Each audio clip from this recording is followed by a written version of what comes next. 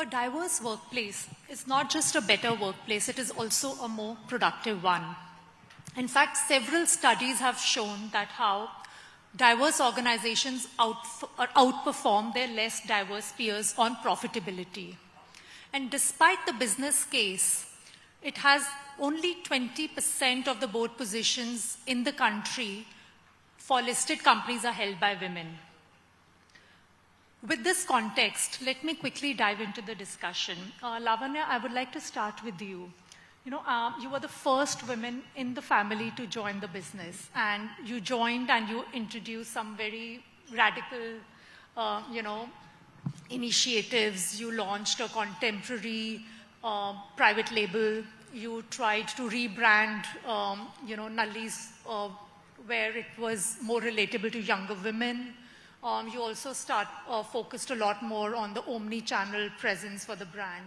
So I would like to hear from you, what was your experience like? Did you face any resistance, like you just joined and now? Thank you. So I've had a couple of stints at Nalli. So I started in 2005 when I graduated. And I knew nothing about saris, so I was a computer engineer like every, I think, good South Indian girl. And that was my first stint. And then I was out of the business for about 7 years. Went to the US, Harvard, McKinsey, came back to Myntra, and I never thought that I'd get back into Nalli. So it took 7 years for me to come back. The first stint in 2005, it was a very different world back then. So there was resistance, not overtly, but I would say that I was indulged, like I was tolerated. It was more this mindset of, okay, let her do something till she gets married. How badly can she mess it up? We'll clean it up later. And then I think things changed when I came back the second time around, because by then I had earned my stripes, so to speak, right? So I came in with more credibility, with more external validation. I think I always had that inner confidence, but sometimes it's different when it's reflected in the eyes of external folk, and then people look at you a little bit differently. So I think the second time around there was not so much resistance, I think a little bit of concern. Very interesting. Dr. Rajesh, I will come to you on this after this, but because Urjitha also is here and she has joined a family business and has a similar story. So I would like to hear your experience as well on this front. So I actually left India when I was quite young, when I was 17. I thought that was my one-way ticket to freedom and self-discovery. I moved back to Chennai about 11 years later, and I was going to take a sabbatical. That was what I was going to do. I landed on a Thursday morning. On Friday morning, my dad was like, "Vama, kuch nera vela polam," which loosely translates to, "Let's go out for a bit." He took me to work. And he said, "You just pick and see whatever you like." So I was a very accidental entry. I was a trained clinician. I was very content with the clinical work I was doing. I was genuinely hoping to pursue that. But moving back to India and entering corporate healthcare, I genuinely found that I could contribute more to women's health in a leadership capacity. And that's what I've been doing, The challenges, I think I completely resonate with what Lavanya was saying. You may be a very confident person, but credibility has to be earned. And traditionally in India, especially in our corporate culture, the sort of things that you look for in leaders now, your buzzwords, your EQ, your resilience, your higher, operating levels emotionally, are exactly the same attributes that we shun women. We're reprimanding women for the same things, and we look for the same in male colleagues. So in a way, it's been a lot of unlearning that these are the societal expectations, but also the only way to bring in, a fresh style of leadership is by being authentic to ourselves. Very interesting. So yes, women do have to work way harder to prove themselves. Dr. Rajesh, now I'll go back to the earlier number I raised about, about how 20% of the board positions are held by women directors. This was 5% a decade back. Do you see the glass as half empty or half full? At the outset, Sonal, let me say what a pleasure it is to be here at the India Today Women's Summit on gender equity. And I want to just take a minute to share what this term equity is. It's often confused for equality, which it is not. And sometimes it's also considered to be part of the financial world. So, equity stakeholder and equity shares and stuff like that. This gender equity is of great importance to each one of you, women in the audience, and also to the men. Let me explain. Gender equity is the series of steps taken by anybody. It could be by the government, it could be by your educational institutions. I see a lot of young girls from Stella, awesome, great college. I also find that it can be taken, gender equity steps can be taken by your own family. Of course, it can be taken by organizations when they say things like, can we earmark certain number of board positions for women? What is gender equity then? Equity is the route to equality. So if you want gender equality, then you have to do away with a lot of inequalities which are there. And this aspect of gender equity, which is either by providing girls with special type of skills, like what the Nan Mudalvan scheme does here in, Tamil Nadu, or providing second career women with reskilling opportunities to get back into the workplace, or even mentoring programs, or like, Lavanya and Dr. Urjitha said, opportunities for them to prove themselves. All of these are what equity means. And when all of these boxes of equity are ticked, the outcome is equality. So when you look at the board positions that we are talking about, and if there are 20% of women there, that is most certainly glass half full. I'm very glad about it. And I should say this because for the past 24 years, my organization Avtar, and I have two of my colleagues here, Rashmi Ravindran and Richard, we have been working in the space of increasing women's workforce participation. And one of the things we've realized is getting women at the entry level, getting women at the mid-level, great stuff. But the actual change happens when you have women leaders like this, when you have women at the top. And so when you have earmarked board positions and you say, and I'm sure a lot of people would feel that this is quota and this is reservation and women should strive for it. Why do they need for it to be reserved and so on? I would say that if you have enough number of women at the top, that's when the change really begins. This fighting your way from the bottom, too tough. I would rather that we fought from positions of power. So, yeah. Very interesting. Yes, this deserves a round of applause. Very interesting insights, Dr. Rajesh. So Lavanya, as you now, took over the reins of the business, and Dr. Rajesh also said that how, when you are in that position of power, you have the ability, you have the capability to lead change. And you did mention in our earlier conversation about how Nalli's has 50-50 diversity. A big round of applause for that, please. And this is phenomenal in today's time, right? So, but yet, the interesting part was you said that there are no formal HR policies and structures in place. Can you talk to us a bit more about that in detail? Yes. So, clarification, that was, I'm talking about the corporate structure and the, so there, I guess, where all the decisions happen, so to speak, we do have good representation. And I see the advantage and the merit of having policies, right? Because it's a very result-oriented way of driving change. You have an outcome focus. The moment you have a goal and an outcome focus, we start as leaders to investigate what is it that's going to take us towards that goal, what is it that detracts from that goal. Having said that, for whatever reason, in every other aspect of my life, I'm fairly result-oriented, but for this, I took a different approach.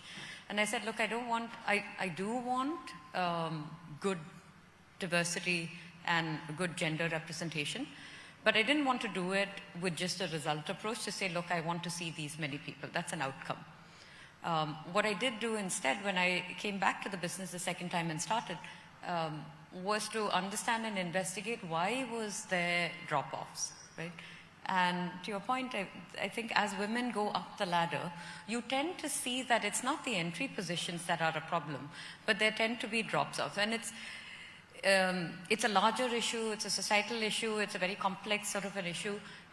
Just corporate themselves can't solve it. I think we do need societal change. If there's one thing that we should take away from it, it's that this is a larger collective sort of outcome that we should aspire toward as a nation.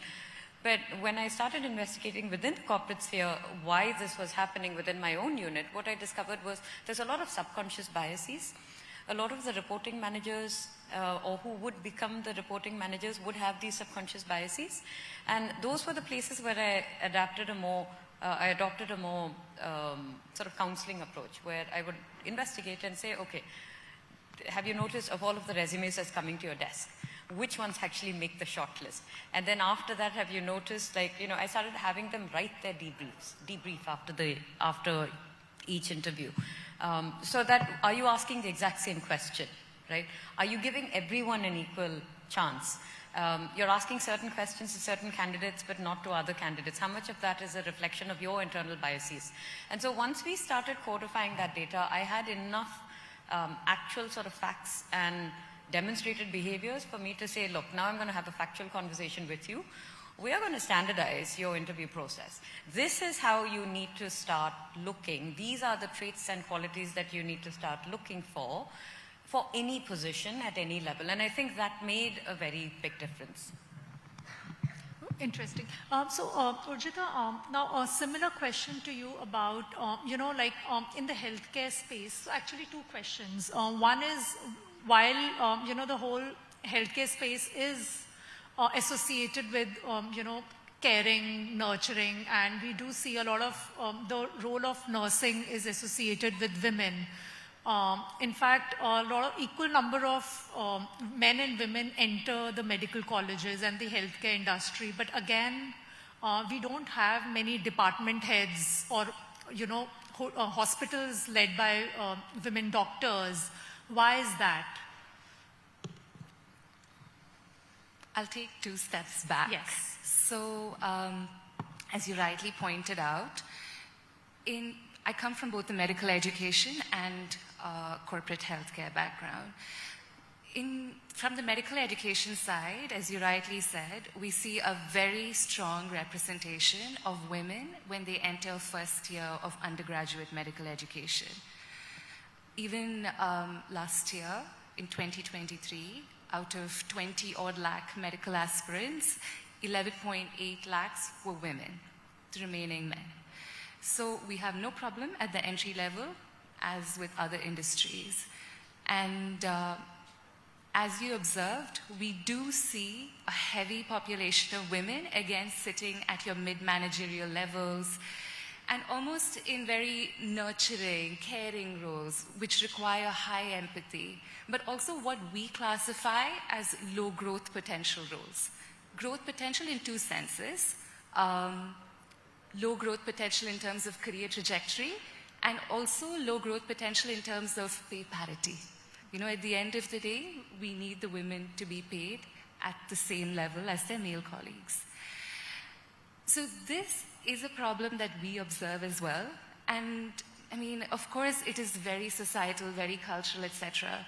But things that do help us in healthcare sort of slightly, improve keeping these women, and not having them drop off, is actually having some degree of freedom to explore their career paths, especially nurses.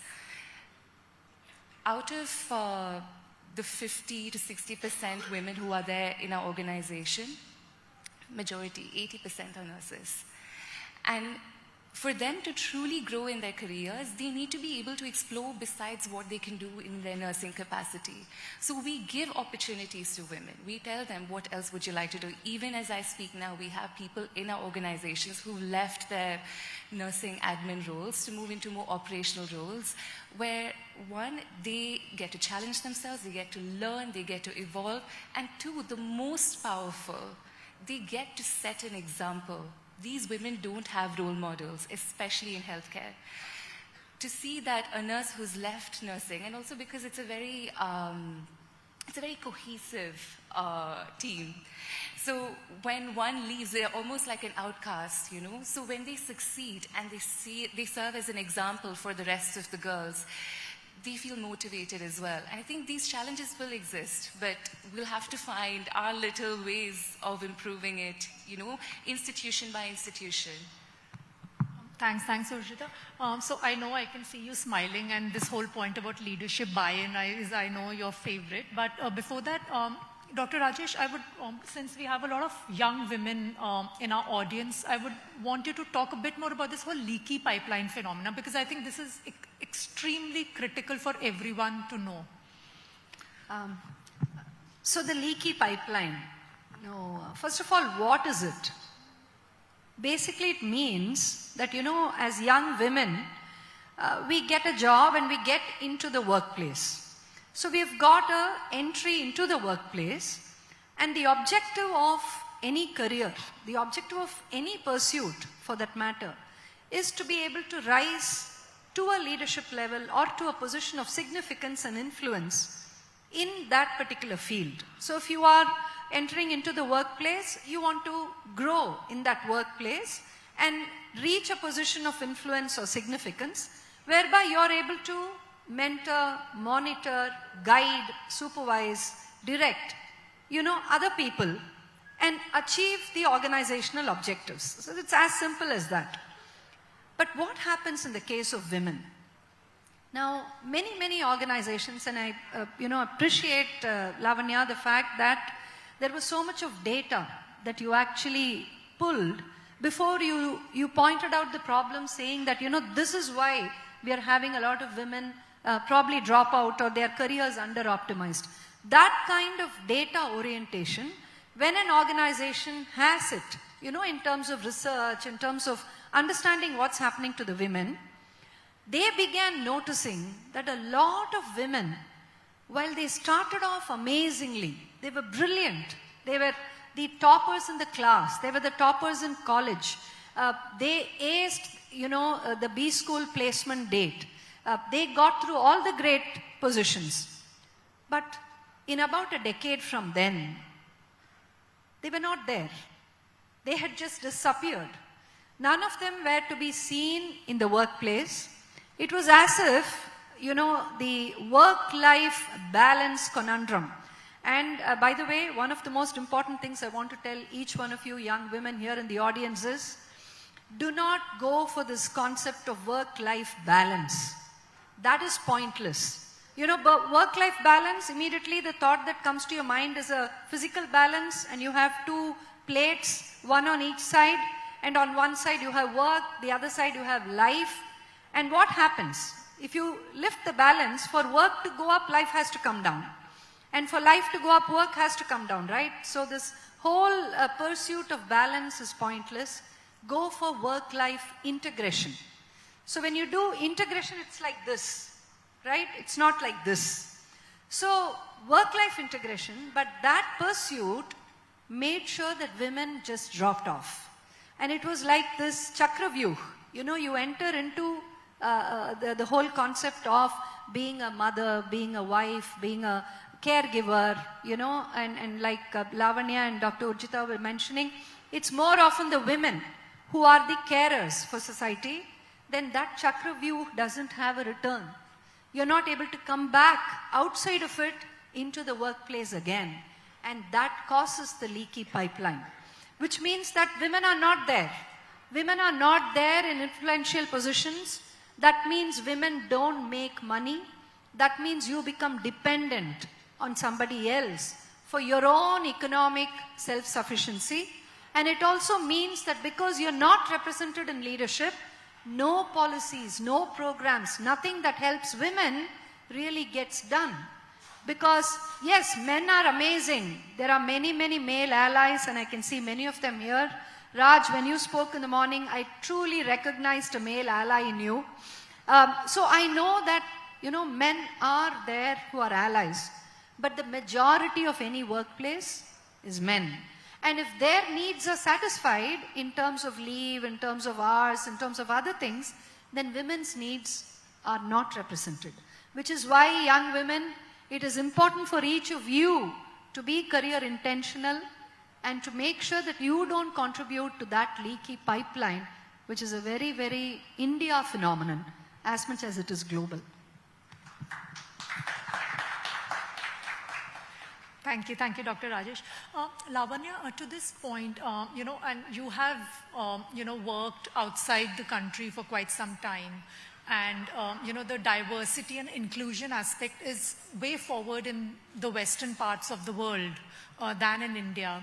So would you like to share with us on, as a working woman, and you were there in the very early stages of your career. So what was your experience as a contemporary working woman, working in the US? And when you also moved back and you worked here, at Myntra, I believe, right? So what were some of the experiences that you would like to share with us? So I'll talk a little bit about all of them. The timelines don't overlap, obviously, so there is something to bear in mind. So I was in McKinsey back 2011, 2014 or so. So more than a decade. And back then, I think the representation of women who were partners was very little. I think it was less, women directors were probably less than 5%, maybe around 2%, back in the Chicago area where I was from. I don't know what those numbers today are.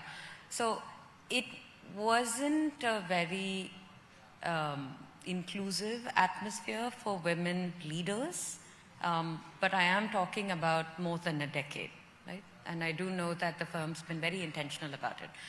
But what were the causes?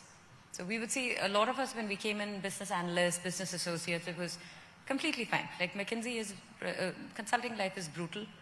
You live out of a suitcase. If anyone's seen that movie Up in the Air, it's pretty much what that life is like. Monday to Friday, you're gone. We all joke about it, saying that what we have is a weekend marriage, which isn't too far from reality. And it takes a toll. But you really only feel it once you have other responsibilities. Once you go through major life transitions, once there is the birth of a child, one parent needs to stay back home. It just happens to be in this trade-off.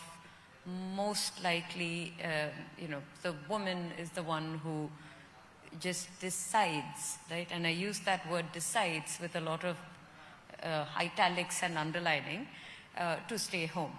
And so the reason is, like I said, it is corporate as much as it is societal. There's a lot of societal pressure. What I think the US has, which is a little bit different from India, is now they have recognized the problem over the last few decades, and they have made a lot of inroads in that manner. There are latchkey programs. So for working parents whose work timings do not match with school timings, there are programs in society where a mum or a dad can focus at work because they know that situation is handled. I don't want to call it a problem, but this, circumstances, okay, the child's going to go to school, who's going to pick up the child from school, what's he or she going to do till the time that the parents come back home, all of that, the society has figured out a way to, work towards that. And I think earlier this morning there was a talk about having creche, in the workplace. I do think that the solutioning has to be broader, right? I do think that the solutioning has to go beyond corporates. It has to go beyond that, and we really need support systems, and support systems cannot be, well, the women in the house will take care of it. Right? This, truly speaking, is what and this is data point of one, but this is my hypothesis, and this is where I think that a lot of the women drop out of the workplace, because when you come to a situation and a fork in your life where you realize that there are serious responsibilities that I have, right, man or woman, as a parent, and I can't do it all, and I need help, and you look around you and you see that there is no help, right? There is no help in society. There are no structured programs. There is nothing that you can really depend on. Everything comes down to like this tapestry of like somehow I'm kind of managing it. What happens when the child falls sick, right? Ask yourselves this. If you're one half of a working couple and you've got kids, and you don't have a mother and a mother-in-law, right, at home, because this is critical to note, and you don't have them in the city as well, this is also critical to note, and let's say that the child falls sick and can't go to school and the maid is on leave, who's the parent that's going to stay back? So we need to ask ourselves these questions to really investigate what is the level of support that we've created before we can start having an outcomes focus and a result-oriented focus. Very valid point, Lavanya. Urjitha, I will come back to you. But before that, talk a bit more about the points that Lavanya said. Dr. Rajesh, a lot of companies today have flexible timings. They offer paternity leave and a lot more benefits, especially for women workforce. But are they enough? What companies can do? They even do training for unconscious biases. But a lot of these biases also exist in the society, and what also Lavanya said, that there has to be a structure in the society. So please talk a bit more about why, having equitable, inclusive workforce is not just a company's problem, it is a society's problem. You began this conversation, Sonal, by talking about why gender diversity is so important. You gave data on how having more women in the workplace actually creates better problem solving, greater creativity, a lot more of what we call discretionary effort. All of this, are really created when you have more women in any workplace. This was clearly, understood and internalized by organizations that have been, around for many, many years, for many decades. And this actually got started primarily as a Western phenomenon. So you had organizations in the US, in UK, Europe, who began to notice this positive correlation of having more diversity in the workplace, and predominantly that's gender. You do have other strands of diversity as well. You have ability, you have sexual orientation, you have cultural diversity, you have regional and ethnic diversity, you have linguistic diversity. So there are multiple types of diversity in the workplace. But the one that is one half of the sky, like Raj mentioned this morning, is gender. So when you have a lot of women, in the workplace, that creates a very big positive outcome for any organization. Now, this was understood by large organizations, which is why you find that when you have companies that are big brands, companies that are focusing on not only being a great customer brand, but also being a great employer brand, they drive diversity in their workplaces. Avtar actually runs India's most extensive diversity analytics exercise. It's a national exercise. It's called the Best Companies for Women in India. And in the last 8 years, since this exercise, since this analytic study has been running, we have found that the top 10 best companies and the 100 best companies for women in India, they offer all of this. The points that we mentioned just now. Do they offer flexibility? Yes, they do. But of course, companies like us, companies like Avtar, we've been speaking about flexibility being the oxygen of women's careers for about 15, 20 years now. But nothing helped us like a little virus, which came in 2020. And it just proved the business case for flexibility, and we had companies adopting flexible working measures by the dozens, by droves. So you do have flexibility, you have mentoring, you have second career programs, formal return to work programs for women, you have skilling, upskilling, all of this is there. But if I were to take a calculated guess, Sonal, this kind of a very nuanced, very intelligent approach to including women in the workplace is followed in India maybe by a maximum of about 600 to 700 companies. Now that is possibly maybe 10% of the total employers in this country. If you go by the PF count, it's an even more very depressing number. You have 6 lakh companies, 600,000 companies that are registered on India's PF portal, Employee Provident Fund portal. But of those companies, and today, in fact, I don't know who, those of us who are actually paying PF or those of us who are having PF deducted, you would have received a survey from the government of India to actually check how many of your employers are actually offering all of these policies. Sad truth is possibly 1% of this number is actually offering this. So if you do not have companies being sensitized, like you said, non-conscious biases, how many companies even know that there are non-conscious biases at play? And that if we were to remove those non-conscious biases, you're going to have greater outcomes, excellent outcomes, business outcomes, not people outcomes, not only people outcomes, business outcomes. Many people do not know, and that is the sad truth, Sonal. Urjitha, before I come to the last question, you're not just working, to empower women within the workplace, but, you have also made it your mission to actually, relook at women healthcare, ecosystem in the country, and you're focusing a lot more on specialized hospitals. And why I ask you this is because I remember reading one of the research done by, one of the US institutes, which said that how, even within the healthcare fraternity, a lot of time, when a woman says that I am in pain, that is not given the equal weight as to when a man says that he is facing a problem.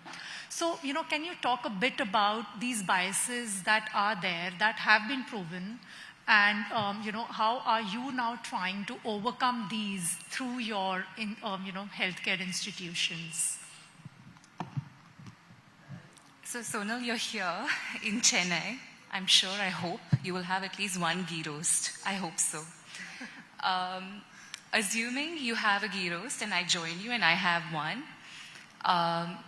you will have a different reaction to it and I will have a different reaction to it. Assuming I have really bad heartburn and I go take an anti-acid pill, and you say, I want to be cautious, I'm going to take a flight, so I'm also going to take that pill. The way that it would work on me is going to be different to the way it works on you.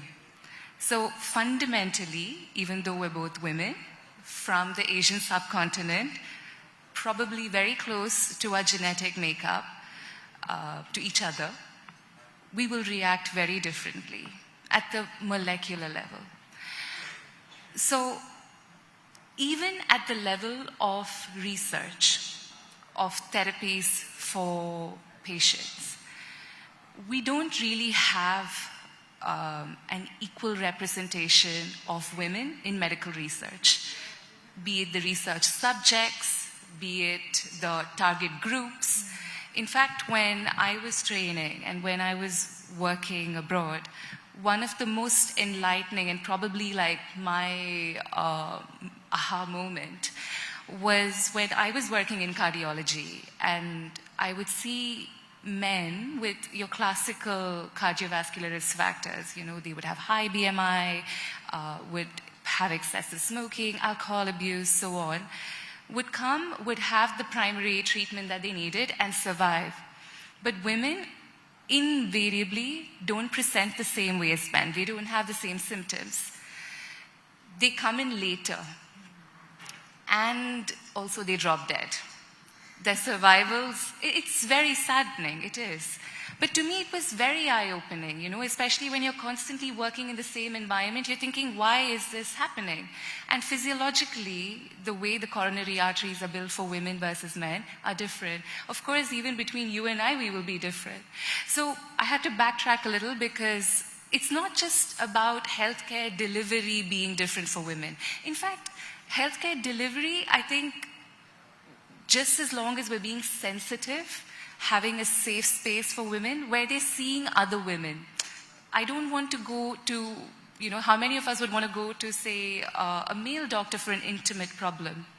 So those sorts of issues can be dealt with. But I think the larger issues, which is creating therapies, creating medication, doing research on how women respond is probably a bigger, sort of the under the tip of the iceberg sort of challenge that we have.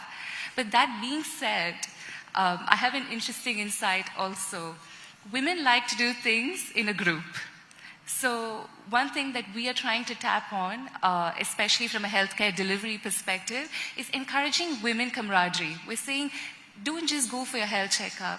Take your girlfriend with you. Take your friend with you. Take your sister with you. We go to temple associations, for instance. We say, come, you can go see God and then come for a little mammogram also. It works. It's the only thing that works. If I asked any of you to come with me later to go get a mammogram screen, I don't think you'd come. But if I told you, I'll get you maybe some kulfi, we'll go have a little girl talk, and then maybe we'll do an awareness session, and maybe just sneak in a mammogram, you're more likely to come. So it's about tapping into the sensitivities of what works for women. It's not necessarily about physical structures, but more about just understanding what sensitivities we're catering to.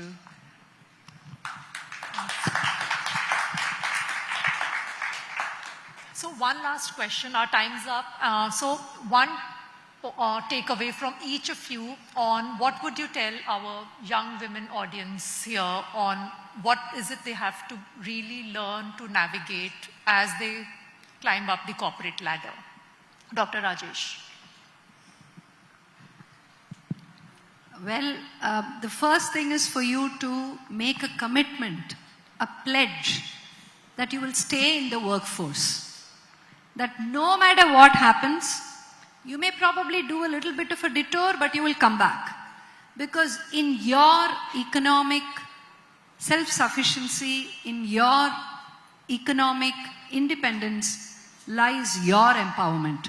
And nobody else needs to do that. It's just you making that commitment to yourself, saying, I will stay in the workplace no matter what. We have here with us Ma'am Aruna Sairam, and her story is just simply incredible. You're going to be listening to it, but I'll give you a sneak preview.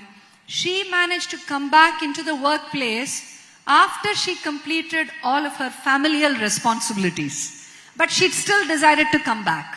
And that kind of commitment, that kind of intentionality is what I hope each one of you here will exhibit. That's my only thing to you. Stay career intentional. Lavanya, your I think she summed it up so beautifully, but I agree. There's a saying called choose your hard, right? Which is a riff on life is hard. Things are hard. Marriage is hard, right? But being single is hard. Getting divorced is hard.